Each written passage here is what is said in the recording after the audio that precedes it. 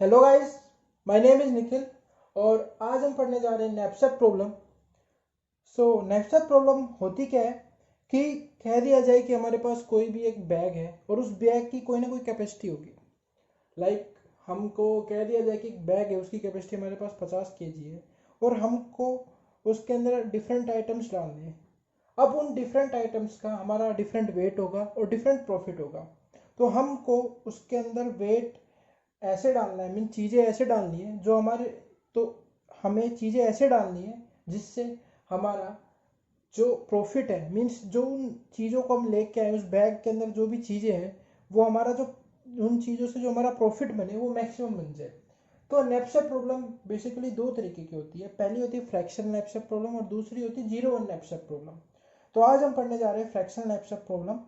तो इन दोनों में डिफरेंस क्या है कि फ्रैक्शन नैपसैप प्रॉब्लम उन चीज़ों पे एप्लीकेबल होती है जिनको हम डिवाइड कर सकते हैं। लाइक हमारे पास शुगर है तो हम एनी क्वांटिटी ऑफ शुगर ले सकते हैं, 2/3 क्वांटिटी, 1/4 क्वांटिटी, या राइस को भी हम ऐसे ले सकते हैं। लेकिन हमारे पास एक टीवी है, एक फ़ोन है, तो हम उनको डिवाइड करके नहीं डाल सकते बैग के अंदर।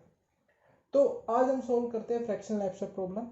तो सबसे पहले हमको इस प्रॉब्लम को सोल्व करने के लिए प्रॉफिट बाय वेट रेशियो निकालना है। वो क्यों निकालना है? लाइक अभी कोरोना वायरस चल रहा है, तो कोरोना वायरस के अंदर हम हॉटस्पॉट उन एरिया को बनाते हैं जहाँ पर हमारा एरिया के अंदर मैक्सिमम नंबर ऑफ केसेज हो। मीन्स एरिया हमारा कम हो और उसके अंदर नंबर ऑफ केसेज ज़्यादा हो, तो हम उसको हॉटस्पॉट बना देते हैं। तो अब हम उसी तरीके से इस क्वेश्चन के अंदर प्रॉफिट बाय वेट निकालते हैं। तो जिस भी चीज़ का प्रॉफिट सबसे ज़्यादा होगा और उसका वेट सबसे कम हो, like profit by weight ratio सबसे ज़्यादा होगा, हम उसी चीज़ को सबसे पहले बैग के अंदर डालेंगे। तो हम सबसे पहले निकालते हैं प्रॉफिट बाय वेट रेशियो। तो प्रॉफिट बाय वेट रेशियो क्या होगा? Profit divided by wait. तो प्रॉफिट बाय वेट शुगर का हो जाएगा हमारे पास 6, राइस का हो जाएगा हमारे पास 5 और व्हीट का हो जाएगा हमारे पास 4। नाउ अब हमारे पास जो बैग है उसकी कैपेसिटी है 50, तो हम 50 से ज़्यादा उसके अंदर चीज़ें डाल नहीं सकते। तो सबसे पहले हम यहाँ पर एक नया वेरिएबल लेते हैं जिसको हम कहते हैं टोटल प्रॉफिट, और यहाँ हम लिख देते हैं रिमेनिंग वेट कि बैग की कैपेसिटी अभी कितनी बाकी है, मीन्स अभी हम उसमें कितना और चीज़ें डाल सकते हैं। हम इसको आर सी रिमेनिंग कैपेसिटी लिख सकते हैं। तो स्टार्टिंग में हमारे पास टोटल प्रॉफिट है 0, क्योंकि हमने कुछ अभी तक डाला ही नहीं है। और हमारे पास जो आर सी मीन टोटल जो कैपेसिटी है बैग की रिमेनिंग कैपेसिटी वो है 50, क्योंकि अभी हमने कुछ निकाला भी नहीं है। तो अब सबसे पहले हमारे पास सबसे ज़्यादा प्रॉफिट बाय वेट रेशियो है इसमें शुगर का। अब ये ऑटोमेटिकली हमारे पास डिसेंडिंग ऑर्डर में है, अगर ये नया हो तो हमको इसको डिसेंडिंग ऑर्डर में बनाना पड़ता है। तो अब सबसे पहले हमारे पास है शुगर का। तो शुगर के अंदर हम ये देखेंगे कि जो शुगर का वेट है अभी वो 10 kg, वो रिमेनिंग जो हमारे पास जो कैपेसिटी है उसके अंदर डाल सकते हैं कि नहीं डाल सकते। मीन्स लाइक हमारे पास 60 होता है तो हम 60 का 60 पूरा नहीं डाल सकते, हम उसका कुछ अमाउंट डाल सकते हैं।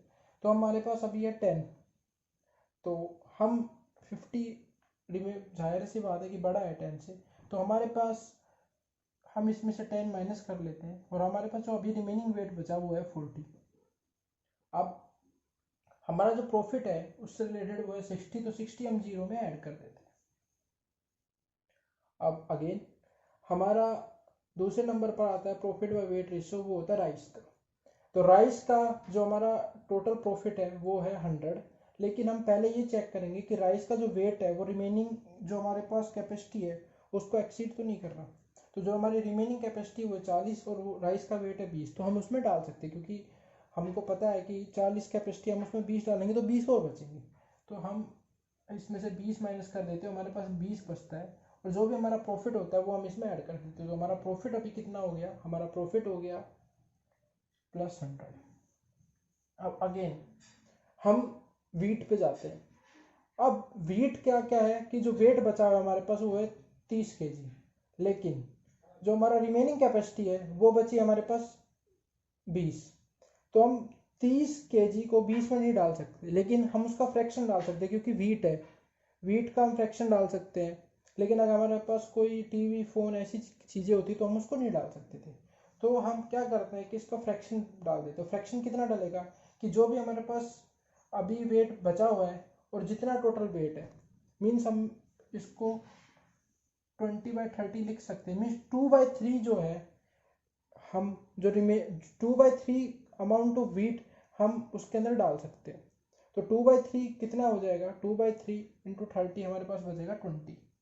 तो हम इसमें से 20 माइनस कर देते हैं और 20 हम इसमें मतलब 2/3 इंटू में जो हमारे पास टोटल इसके रिलेटेड प्रॉफिट है वो हमारे पास हो गया 40। इसको हम डिवाइड करेंगे हो जाएगा 40। हम इसको सोल्व करेंगे तो इसका आंसर आएगा 160 + 80। तो हमारे पास आंसर आ जाएगा, वो आ जाएगा 240। तो हमने इसको ऐसे अरेंज किया है कि इसका वेट मैक्सिमम हो जाएगा। अब हम देखते हैं कि हम इसका कोड कैसे लिखते हैं। अब हम देखते हैं कि हम इसका कोड कैसे लिखते हैं। तो सबसे पहले हमने एक फंक्शन बनाया है जिसका नाम दिया हमने नैप। उसका हमने रिटर्न टाइप दिया इंट। इसके अंदर हमने 4 चीज़ें ली है। पहली चीज़ ली है हमने कि हमने जो हमारा वेट वाला एरे था वो लिया है। दूसरा हमने प्रॉफिट वाला एरे लिया है जिसको मैं पी से डिनोट कर रहा हूँ। तीसरी चीज़ मैंने साइज़ लिया है कि इन दोनों एरे का साइज़ क्या है। और चौथी चीज़ जो हमारे पास डब्ल्यू वेट था, जो मैं कल जो बता रहे थे कि 50 W equal to 50 in this question, mean total capacity of bag कितना है। अब पहले स्टेप के अंदर मेरे को पी बाई डब्ल्यू रेशो निकालना है, मतलब प्रॉफिट बाय वेट रेशो निकालना है। तो उसके लिए मैंने क्या काम किया है, मैंने एक तीसरा एरे लिया है जिसका नाम दिया मैंने पी डब्ल्यू और जिसका साइज होगा एस जो इन दोनों एरे का साइज होगा वो इसका साइज होगा। अब मैंने लूप चलाया है for int I equal to 0 से लेके साइज तक i++ और P W of I is equal to हो गया पी ऑफ आई और डब्ल्यू ऑफ आई, मतलब दोनों को मैंने डिवाइड किया है। तो P of I divide by W of I, तो ये हमारे पास हो गया 60 divide by 10 6, 120 divide by 34, 100 divided by 25। अब दूसरा जो हमारे पास जो हमारा स्टेप है उस स्टेप के अंदर हम क्या कर रहे हैं, हम ये कर रहे हैं कि हमारा जो वेट बाय प्रॉफिट रेशियो के हिसाब से डिसेंडिंग ऑर्डर के अंदर हमारी वेट और प्रॉफिट भी होना चाहिए। तो हमने क्या काम किया है, हमने सिंपल बबल सॉर्ट का यूज़ किया है यहाँ पे। तो मैंने for int I equal to 0 से लेकर s-1 तक i++ तक और for int j equal to i+1 से लेकर s तक j++, तो मैंने सिंपली 2 लूप चलाए और ये मैं चेक कर रहा हूँ कि ये वाला इससे बड़ा है। तो मैं क्या कर रहा हूँ, इन दोनों वैल्यू को भी स्वैप कर रहा हूँ। तो पहले केस में ये इससे बड़ा नहीं है तो मैं कुछ नहीं कर रहा। दूसरे की बार जब 5 इज ग्रेटर देन 4 तो मैं इस वाली वैल्यू को इससे स्वैप कर दूंगा। तो स्वैप करने के बाद मेरे पास ये वैल्यू आ जाएगी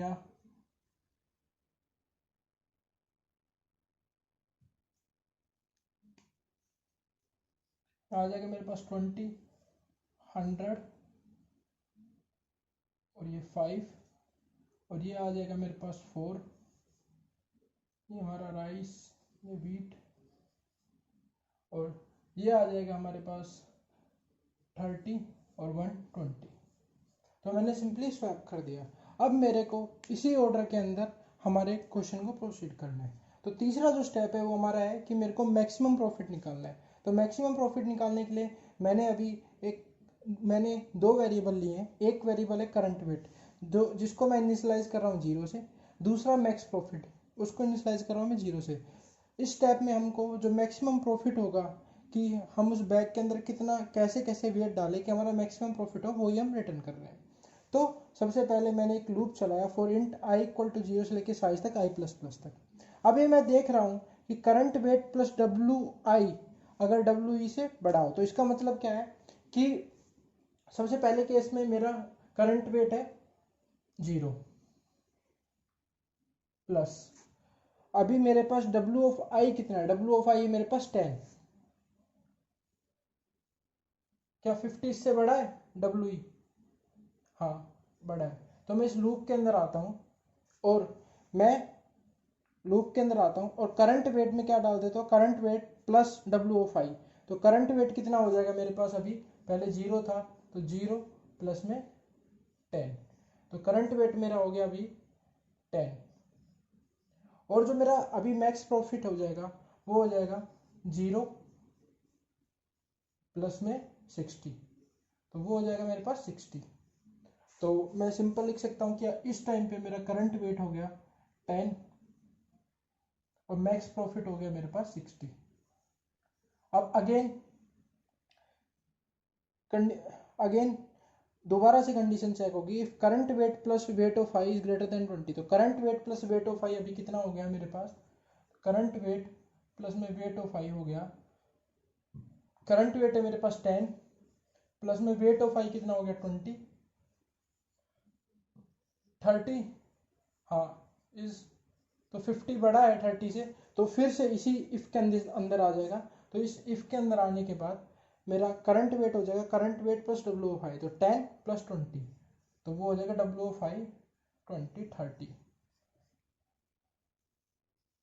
और मेरा प्रॉफिट हो जाएगा मैक्स, मेरा मैक्स प्रॉफिट हो जाएगा मैक्स प्रॉफिट प्लस में पी ऑफ आई। तो पी ऑफ आई की वैल्यू हमारे पास है 100, तो 60 प्लस में 100, तो वो हो जाएगा हमारे पास 160। तो अभी हमारे पास जो करंट है वो हो गया हमारे पास 30 और हमारा प्रॉफिट हो गया, मैक्स लिख देता हूं मैं, वो हो गया हमारे पास 160।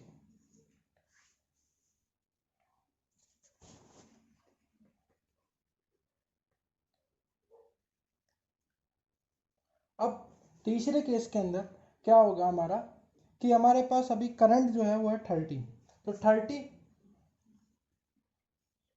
प्लस में वेट ऑफ आई, तो वेट ऑफ आई कितना है मेरे पास 30, अब 60 बड़ा है 50 से, तो ये वाली कंडीशन हमारी फॉल्स हो जाएगी। हम आएंगे इफ कंडीशन में, तो इफ कंडीशन में मैं क्या कर रहा हूँ, मैं फ्रैक्शन निकालना, मतलब हम पूरा का 30 जो कैप वेट है वो उस बैग में नहीं डालेंगे, उसका कुछ परसेंटेज डालेंगे। तो परसेंटेज कैसे कैलकुलेट कर रहे हैं हम, परसेंटेज कैलकुलेट करने के लिए हम पहले फ्रैक्शन लेते हैं, तो मैं फ्रैक्शन को एफ से डिनोट कर देता हूँ। तो फ्रैक्शन होगा मेरे पास W E minus current weight, तो डब्ल्यू ई क्या था मेरे पास 50, तो 50 माइनस करंट वेट था हमारे पास 30 and divided by weight of I, तो वेट ऑफ आई कितना था मेरे पास 30।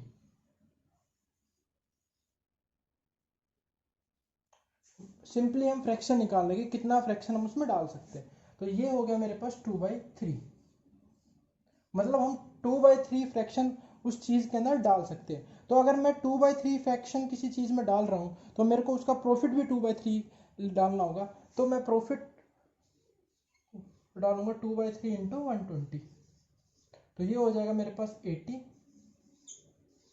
और 80 मैं लास्ट टाइम में क्या कर रहा हूँ कि मेरे पास max profit is equal to P I into fraction, तो और जो मैक्स प्रॉफिट थी उसमें ऐड हो जाएगा, तो मैक्स प्रॉफिट कितना था 160, और 160 प्लस में 80 वो हो जाएगा हमारे पास 240, 160 प्लस में 80 और वो हो जाएगा हमारे पास 240, और इसके बाद मैं लूप को ब्रेक कर दूंगा और बाहर आ जाऊंगा, और जो मैक्स वैल्यू होगी यही वैल्यू मैं रिटर्न करूंगा।